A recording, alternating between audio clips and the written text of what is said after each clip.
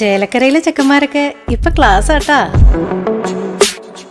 അതിനൂതന hi tech സാങ്കേതിക വിദ്യകളോടെ വൻ നഗരങ്ങളെ പോലും വെല്ലുന്ന സൗകര്യങ്ങളുമായി നമ്മുടെ ചേലക്കരയിൽ naturals beauty parlour, doctors tower, near bus stand, Chelakkara. Auto and light motor drivers union CITU Pazhayannur panchayat കേന്ദ്ര സർക്കാരിന്റെ തൊഴിൽ വിരുദ്ധ നയങ്ങൾക്കെതിരെ കൺവെൻഷൻ സംഘടിപ്പിച്ചു.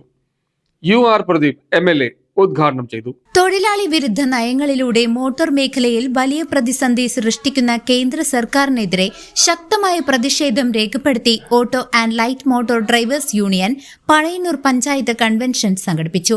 പഴയന്നൂർ CPM EMS ഭവനിൽ വെച്ച് നടന്ന കൺവെൻഷൻ UR പ്രദീപ് MLA ഉദ്ഘാടനം ചെയ്തു.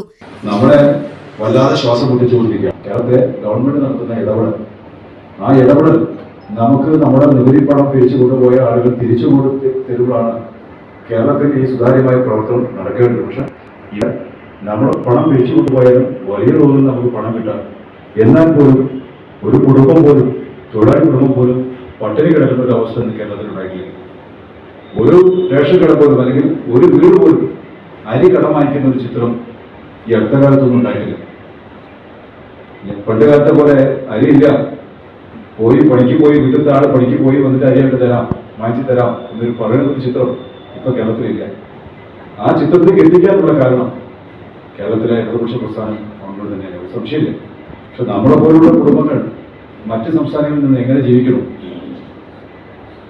65 ലക്ഷം പേര് ഒരു നേരം മാത്രമാണ് കഴിക്കണമെന്നാണ് നരേന്ദ്രമോദിയുടെ നീതി ആയോഗിന്റെ കണ്ടെത്തലിൽ പറഞ്ഞത്. 1,65 ലക്ഷം പേര് ഒരു നേരം കഴിക്കുന്നു, ബാക്കി നേരം വെള്ളം കുടിച്ച് കിടന്നുറക്കുന്നു. 1,17 ലക്ഷം കുട്ടികൾ സ്കൂൾ പടി ചവിട്ടാൻ പറ്റിയിട്ടില്ല. ചവിട്ടാൻ പറ്റാത്തത് സ്കൂളിലേക്ക് വിടണമെന്നുള്ള ഒരു ചിന്തയോടുള്ളതുകൊണ്ടല്ല, എന്റെ മക്കളെ നല്ലപോലെ പഠിപ്പിക്കണം. സംഘടനയുടെ മെമ്പർഷിപ്പ് കാർഡുകളുടെ വിതരണോദ്ഘാടനവും അദ്ദേഹം നിർവഹിച്ചു. വാഹനങ്ങളുടെ tax, insurance, fitness licence, GPS പുതുക്കൽ എന്നിവയിലെല്ലാം വലിയ ചാർജ് ഈടാക്കുന്നത് തൊഴിലാളികളെ ദുരിതത്തിലാക്കുകയാണെന്ന് കൺവെൻഷൻ വിലയിരുത്തി. നമ്മുടെ ഏരിയയിലെ മുഴുവൻ തൊഴിലാളികളെ വിളിച്ചുകൊണ്ട് ഇതിൽ ഉൾപ്പെടാത്ത, കാരണം നമ്മൾ ടാക്സ് അടിക്കുമ്പോൾ ഇതിലുണ്ടാകുന്ന പകുതി 50% നമ്മളും ഓണറും തൊഴിലാളിയും നമ്മൾ തന്നെ ആയിരിക്കും. അപ്പൊ നമ്മളെ എന്തായാലും 720 രൂപ വെച്ചിട്ട് നമ്മൾ ടാക്സ് അടയ്ക്കുമ്പോൾ 720 ഓണർ വീതം അടയ്ക്കും. അതിന്റെ നമ്മളും കൂടി അടച്ചാൽ ഈ പറഞ്ഞ ആനുകൂല്യങ്ങളൊക്കെ കിട്ടും എന്നുള്ളത് കൊണ്ട് ഒരു ചെറിയൊരു സമാശ്വാസം നമ്മുടെ മേഖലയിൽ നമുക്കുണ്ടാവും എന്നുള്ളത് പറഞ്ഞുകൊണ്ട് ഇന്ധനവില വർധനവും കോർപ്പറേറ്റുകളുടെ കടന്നുവരവും നിയമപരിഷ്കാരങ്ങളും മൂലം ഈ തൊഴിലുമായി മുന്നോട്ടു പോകാൻ കഴിയാത്ത അവസ്ഥയിലാണെന്ന് നേതാക്കൾ ആരോപിച്ചു. അതിന്റെ കൂടെ സഞ്ചരിക്കാൻ നമുക്ക് കഴിയണം.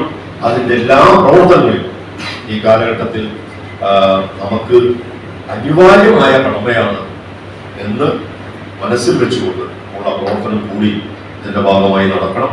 ക്ഷേമനിധി അംഗങ്ങളാകാത്ത ഏതെങ്കിലും തൊഴിലാളികൾ അവർക്കൊക്കെ നമുക്ക് സിറ്റിംഗ് വെച്ച് ഉദ്യോഗസ്ഥന്മാരോട് വരുത്തി നമുക്ക് അവരെ അംഗത്വം ഉൾപ്പെടെയുള്ള എല്ലാ കാര്യങ്ങളും നിർവഹിച്ചു കൊടുക്കാൻ കഴിയുന്ന ഒരു കാലഘട്ടം കൂടിയാണ് എന്ന് ഓർമ്മപ്പെടുത്തിക്കൊണ്ട് panchayat committee president K. Aneesh അധ്യക്ഷത വഹിച്ച ചടങ്ങിൽ ME Parameswaran, PS Haridas, CM Ali എന്നിവർ സംസാരിച്ചു.